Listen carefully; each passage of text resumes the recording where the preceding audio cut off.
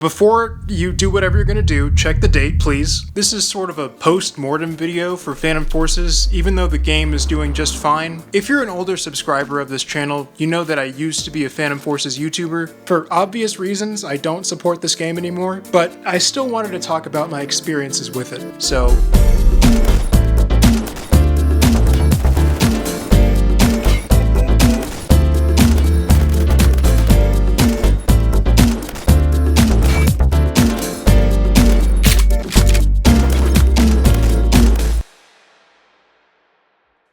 Back when I was making content on Phantom Forces, I'd waste hours putting out these short videos for a really niche audience, which is a terrible strategy for YouTube. And the reason why I did this was because I genuinely liked the game. My videos would often bring up grievances I had with the way things were being run, mostly focusing on poor balance decisions and weapons that didn't fit the meta, and this was because I wanted to encourage them to make everything viable since there were so many interesting weapons in the game. But that was never going to happen, and I ended up quitting long before all the drama surfaced. About the drama itself, I don't have anything substantial to add. I always kept my distance from the other creators and the community in general since I just didn't like them very much. I thought a lot of people in the Stylus Discord server were weird, and yeah, turns out I was right. But there is one thing I feel the need to say. A lot of people think that the drama has somehow affected the player count. It certainly doesn't help that the YouTube scene for this game doesn't exist anymore, but I think what actually happened is that the quality of the updates has gone down for years, and players, just like I did, quit. If we're being honest, the player count didn't take a nosedive. It's been trending downward slowly for a long time. I think a really good example of the devs continuing to make bad decisions, other than harboring predators, was the movement nerf being ported from the main game to the new zombie game. I can potentially understand why movement was nerfed in the main game. It created a larger gap between new users and experienced users, and Phantom Forces didn't start out as a movement shooter, but in Phantom Resistance, it really set the game apart from the horde of already existing COD Zombies knockoffs. That, combined with the higher quality guns and customization in comparison to those other games,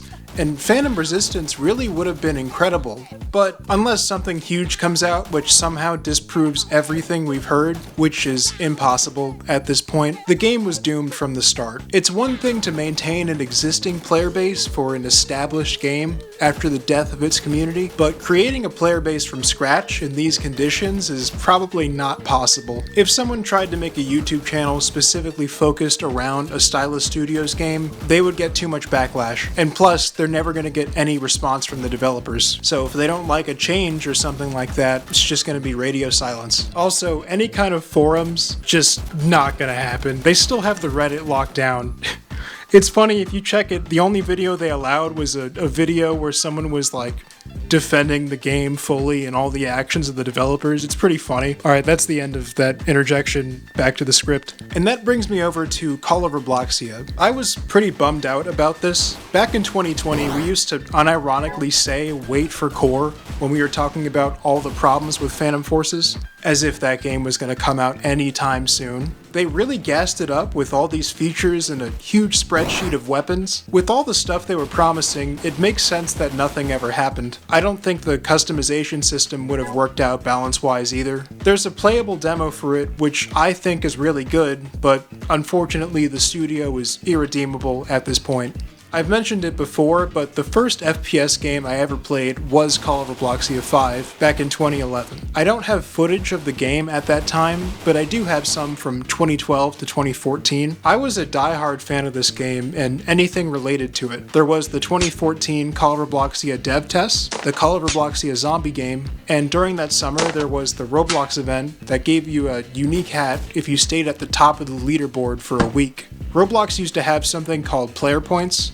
These were a universal scoring system which would be coded into games by developers, but the cool part is that a leaderboard would be visible on the game page so you could see the top players of any game. In my opinion, an amazing feature for building a community around a game, and the fact that people actually liked it is probably why it got removed. I don't have a lizard brain, so I don't know how corporations make decisions. My blood is still warm, last I checked. Anyways, it was during this time that the devs of Call of Robloxia, not yet called Stylus Studios, began live streaming on Twitch pretty frequently, and some of the first Phantom Forces playtests happened. Even back then, they were promising that Call of Robloxia would be remade relatively soon using the Phantom Forces framework. It didn't seem necessary at the time until eventually Roblox updates would break Call of Robloxia, and when Phantom Forces came out, just like with all the other games, I was there. As someone who was here from the start, my personal opinion is that Halloween 2020 was both the peak of the game and the beginning of its downfall. This is when we started getting a ton of filler content not being made by the original developers,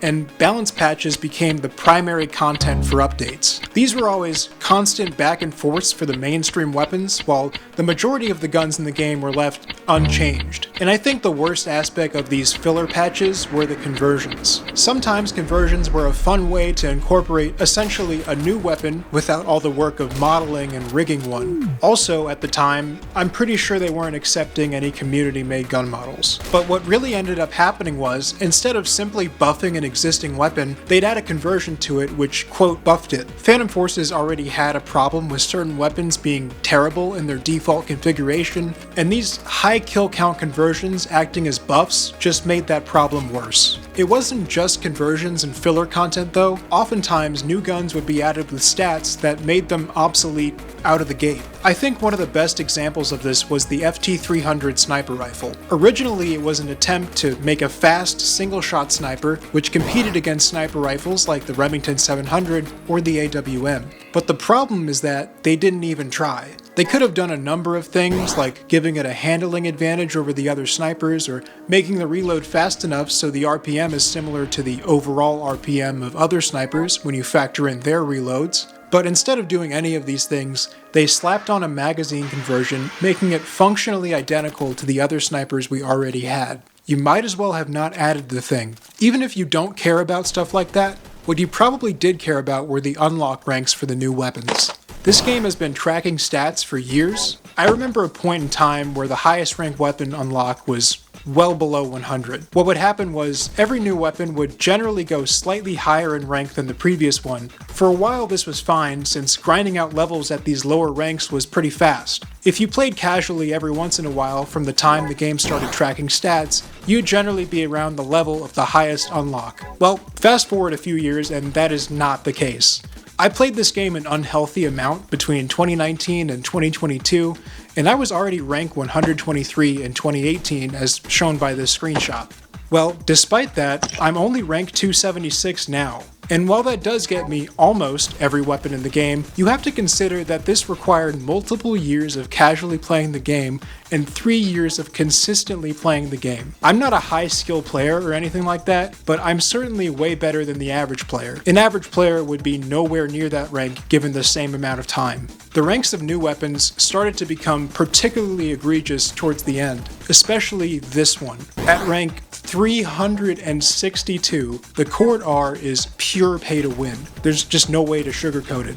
It is a full auto 50 cal that one-shots to the torso up to 110 studs. For reference to any non-Phantom Forces players, that is better than the majority of sniper rifles while firing from a bigger magazine at least 4 times the RPM. It is so busted that they didn't even let people try it when it was in the test place. Probably because they knew exactly what the feedback would be. They'd been doing this for a while, I didn't mention it, but they would do these balance changes that nobody asked for or liked, and they would push them to the main game, and once something gets pushed to the main game, it's solidified. So there are plenty of weapons that got nerfed for no reason. I did a whole video about them unintentionally. This video right here. Basically everything in this video got nerfed horribly, despite the fact that nobody ever even used these weapons, and any attempt to try to get them to change things just never resulted in anything. You wouldn't even get a response. But there's one major thing that I have still yet to mention, and it's the cheaters. They are everywhere at all ranks in all servers. The fact that the community for this game is gone and nobody respects the game itself anymore